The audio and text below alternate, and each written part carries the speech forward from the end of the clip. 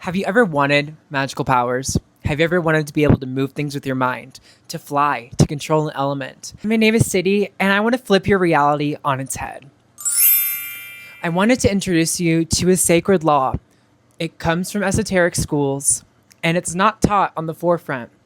But the reason that I wanted to bring this up is because I want to spice up the world. And who says that secrets don't need to be revealed?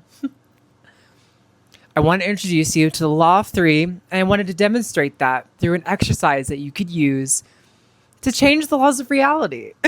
Not that you're in charge, because we have to understand that when we're working with these things, we also have to bring in surrender.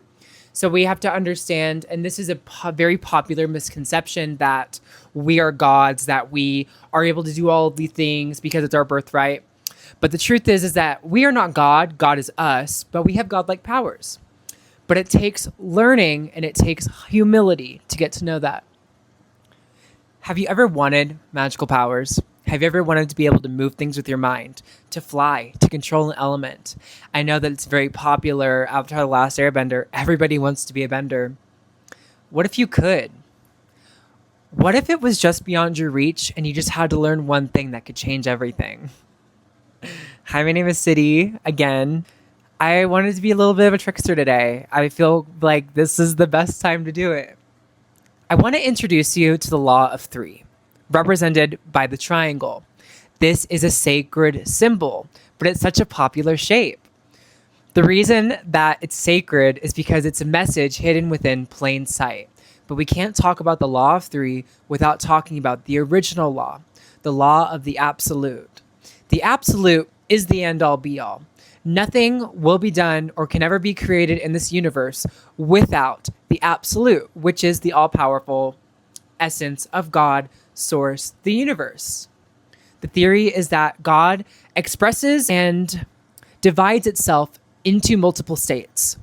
And is also the reason why I'm teaching you this today. God seeks to create, to multiply. It's also kind of the reason that humans have an innate urge to have children. Big secret. So the first law, the law of all, is the law of the absolute, the law of one. But God was lonely, which is true. God was like, I only know myself. There's nothing around me. So God decided to split itself into three, which is where we get the law I'm talking about today. The law of three states that there is an active, passive, and neutral force within every situation. It's one of the reasons why conflict on Earth is actually an illusion. What a lot of Buddhist monks say as well. Conflict is an illusion because it's a two-sided equation, the law of two. And the law of two is something that we experience on Earth. Earth, as we know in the law of octaves, which is the law of sequestering events that led from God descending down and multiplying itself. We live on Earth, which is mixtus orbi, or mixed rule, which is where we get all of the falsities of conflict from. Republican versus Democrat, right versus wrong, good versus evil. They're all just illusions that we live on this planet. Not to say the experience of it for people who are still living in it isn't real, but that's just what I've learned. And I wanted to preface what I'm talking about as well with take it with a grain of salt. You don't have to trust me. All you have to do is try it out for yourself. And so I'm interested in the concept of what if humans were able to manifest new experiences of living? It's like in The Boys when they develop Compound V and are able to create people into superheroes. And I'm inspired by that. I remember when I first got reinvigorated with manifestation in my spiritual path last year, and I thought, well, what if we could create anything? And within certain guidelines, you actually can. The law of three is sacred, again, represented by the triangle. I would like for you to take out a notepad, a pen and paper, or just do it on your phone, and I want you to draw a triangle. And I want you to acknowledge that the things that you're hearing right now are because you have a magnetic center that's drawing you to this information. Or you could also just be curious, but now that you're here, I'm hoping that it increases your livelihood and your questions. So don't forget to subscribe. I'm an up-and-coming fiction author. I like to create art and music and explore life and creating worlds. This is one of them. So the law of three states that there's an active, passive, and neutral principle to every creation. It's so prominent and it's in every single religious school. In Hinduism, it's Vishnu, Brahma, and Lakshmi, which this is editing city here. It's actually Shiva, not Lakshmi. Lakshmi is actually the goddess of wealth, which is the female principle that represent the passive, active, and neutral forces. In Christianity, it's the Holy Spirit or the Mary Magdalene, the Son of God, Jesus, and the Father. In witchcraft, it's the maiden, the mother, and the crone. These all represent something sacred. It's also where the triple goddess comes from. The sacred principles that govern everything. So think about it like this. Active is the masculine force. We are misunderstood with masculinity as being a way you dress, the way you look, the way your hair is, when it's actually a cosmic principle. Think electricity. Think form. Think something that you can see, touch, taste. Logic. The passive principle is the feminine force, also misconstrued based on appearance and false submissivity. The passive force is magnetic. The passive force is the void, while the active force would be like the sun. Or the passive force you could also say is like the moon.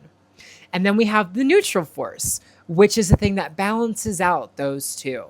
It's that space for them to be created. It's that space for the thing to exist in itself, the connection. Another way that you could decipher the neutral force, it's like when you're arguing with someone and you both think that you're right, when after all, there is a higher objective truth. The neutral force, and what we're going to be talking about today, is also known as space-time. It's the place, it's the environment where the thing is created. So if you wanted to manifest superpowers in your life, the ability to create fire, the ability to fly, move things with your mind, to heal, there's an active, passive, and neutral force for that. You could also say that the active force means yes, and the passive force means no. Because when you're creating anything in this reality, there's always a denying force. But don't worry. The denying force means that it can exist. Why would you say that something is not something if there was no thing to begin with? It's like the idea that everything means that there is nothing, which is kind of hard to explain. But it's just in the realm of if there's two sides of something, then that's one thing. Capiche? Democratic Republicans are both political parties with different versions of the same ideals. So if you wanted to create a life, if you wanted to manifest your superpowers, this is how it would look. The active force is also the thing that's changing the passive force to the thing. So the active force, so the neutral space would be your body. It would be you. You want to change your body. So the passive force would be having no powers. The active force would be something that would change you. So the way that it would manifest would all come in different ways. So that is where surrender comes in. While something can be created, we don't know how it's going to be created. So when we're messing with reality and using magic in this way, or using reality principles from our minds, we don't know exactly how it's going to look, and we can't control that. So we could be creating compound V on this planet. A magic system could suddenly spring out of nowhere. Maybe aliens come down and they change our genetic chemistry, almost like they have before. I want to give to you this information to free your mind as well. And why I bring in the fictional concepts like, oh, we could get powers, because I want you to lean into imagination. You don't have just one story to live, and life is not cookie cutter. And so I want to challenge you. What if you tried to manifest powers? What would they be? Write down also on the triangle now, active. And so when you're looking at the triangle, it would be active on the left, passive on the right, neutral at the top. That's how it always will look. That is the way. You can't have an active force without a denying force. The denying force is sacred and it must be at this point. It will always come first. Can't have a no. You can't have a yes without first a no. Because for something to be, you have to not have it in the first place, which is why we don't have these things right now.